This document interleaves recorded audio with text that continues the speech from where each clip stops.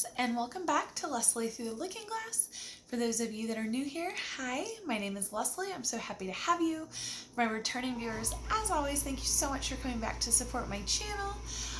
Today I have another Mental Health Monday video for you guys. I don't think that I have a ton of personal crazy stories this week. I will say, life update, I'm officially old. I threw my back out last week. On my last Mental Health Monday video, I talked a little bit about my saga with my daughter's swim class. What I don't know if I mentioned was getting her out of the car seat one of the times. I tweaked my back. Well, by Wednesday morning, I was so incapacitated I could barely walk and ended up in urgent care. I had to leave work and go to urgent care because I could not walk. I could hardly sit down to go to the bathroom without falling. It was awful. So I am on the mend from that, but it's been kind of a quiet week. I haven't been doing much other than working and then resting. But what I did want to talk about, and I touched on it at the end of last week, is I had found a couple articles about things people with anxiety do. And often these things are not associated with anxiety necessarily, or symptoms that people have that your first thought would not be anxiety. And I read the couple lists that I came across and quite honestly fit almost every single one of them. And I thought a few of them were super interesting. I feel like some are pretty, at this point, commonly known, but I just wanted to share some of them with you and touch on the ones that I have done for most of my life, if not, well, for as long as I can remember.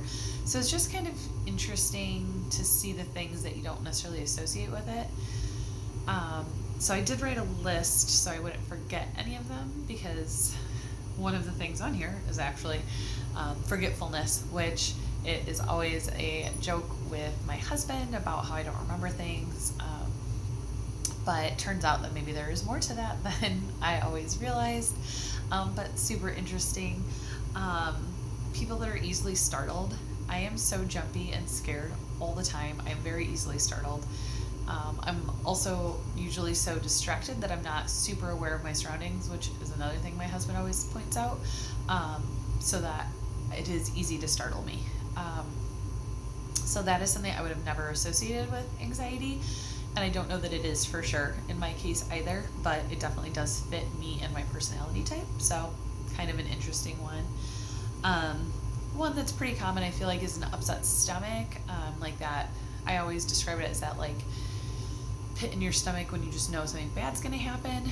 But along with that is also just always not feeling well, or feeling sick all the time. And for a while now, I have not had it as much recently, thank goodness, now that I've kind of got everything a little bit more in balance. But for a while, I felt sick all the time, days on end, just very not okay. And I just always thought I was getting sick, or allergies, or, whatever the case may be. The one that really caught my eye and is what started me on this path is twirling hair. I constantly am doing this and twirling my hair, and I will even tie it in knots when I'm watching TV, and I'm constantly pulling one long strand out of my bun if I'm just sitting watching or waiting in line at a drive-thru or whatever, and I'm constantly twirling my hair. Again, I've done that for as long as I remember. I've always had long hair. I have always just played with it. So I, again, don't know for sure that that is associated with my anxiety or just something I picked up along the way, but very interesting and not something I had read previously. Not being able to make a decision. This girl cannot make a decision to save her life. Drives my husband crazy. He'll ask me where I want to go eat. I'll give options because I can't make the choice. If I'm going to order something, I will take days to research and look and put stuff in my cart and take it back out and re-add it before I can buy it. Awful at making decisions. Another one that I do feel like is pretty commonly associated is not being able to sleep or stay asleep. I have always been, up until more recently, I was always able to fall asleep, but I would wake up a lot. Now I have a harder time falling asleep, but once I fall asleep, I stay asleep better. And again, I don't know if it's my anxiety. I've also always related that to pillows or noises or other things, but it could just be, you know, my mind coming up with all the reasons why I can't sleep. Crying a lot. I am the biggest crybaby y'all will ever meet. I cry all the time, happy, sad, angry, frustrated. All of the feelings come out in tears. Again, I just always have been a more emotional person, so I don't know if it really is linked to my anxiety or, you know, if it's just a coincidence, but it does. So much of this fits the personality of so much of my life. It's very interesting to me. Seeming uninterested or disinterested in things, and not having the ability to focus.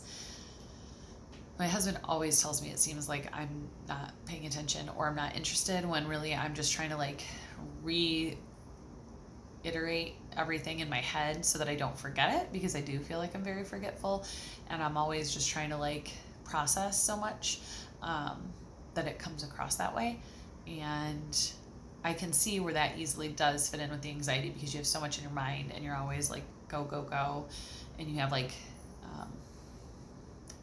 as somebody, one of my friends commented on a couple of videos, like it's like you have a bunch of internet tabs open in your mind, like, and you have all these things going at once. Always needing reassurance. I always need that reassurance. I am constantly driving my husband crazy looking for reassurances. And I think some of those things, you know, some of these things are what do take tolls, because people without anxiety are like, oh my God, how do you not know this already? I've already told you this 1,000 times. But that's just not how our brains work. So, oh, sorry guys, I bumped my table. So it is just a challenge, but I'm always seeking the reassurance, making sure everything is okay, asking what's wrong. I do it constantly. I've really worked on it and I try, but I still do have to ask those questions every once in a while to ease my anxiety. Headaches, which again, I don't know that that's super unheard of, but I always have headaches. I always have.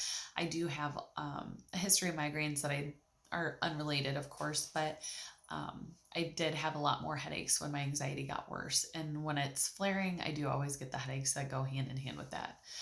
There is no doubt about that. Chills and sweating. Another one that I had never really thought too much of. But I would always get like really hot at work and then really cold. And especially in stressful situations, it seems to be that way. So also an interesting one. And I just always assumed it was like nerves and like adrenaline situations at work, stuff like that. Cause, you know, in my job, we do see a decent amount of emergencies and high stress situations. But it's interesting because I've never associated the chills and the like hot flash feelings with anxiety, just based on like, I guess, work, fight, or flight mode. You just get stuff done. So it does make sense when I read it and talk about it, but I had never put that together until reading this list. And then the last two are procrastination and perfectionism.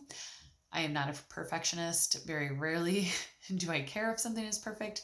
That has never been my strong suit, or a quality that I've possessed. However, I am the queen of procrastination. I will not be able to talk myself into getting up and moving all day long and then try to cram everything into an hour of getting my work done. You know, or I'll choose to sit too long with Amelia on the couch and then rush to get stuff done, or, you know, whatever, feel too overwhelmed that I actually just like half do a bunch of tasks and then I'm trying to hurry up and catch up and complete everything. So there was a lot on these lists. There are more out there. But it was just really interesting me to read those lists and see how much of them I could like check off next to each one. And then looking at it with a different perspective of knowing that these things could be linked to my anxiety, like how it all fit together.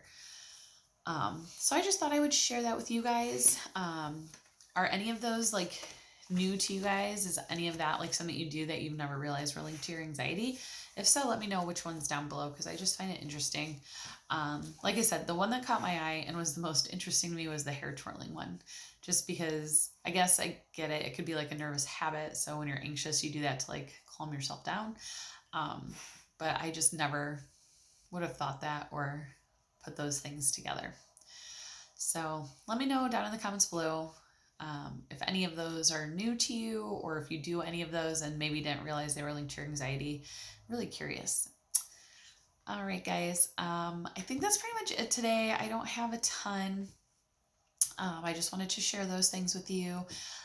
Coming up next weekend, I will have, or Saturday, I will have Magic Mail and Small Shop Saturday kind of stuff to go over with you guys. I should have a couple different packages to open. I'm really excited to share those with you. They should be here this week and I'm really excited. If you don't follow me on Instagram, I highly recommend jumping over there. It is Leslie Through the Looking Glass with underscores between each word. I'll post it in the description down below here, but I will have a couple really cool announcements coming this week on Instagram as well. And things to share with you there. All right, guys. Other than that, I don't think I have too much else. I will see you guys on Saturday for my Disney content. I hope everybody is staying safe and healthy, and I will see you guys next time. Bye.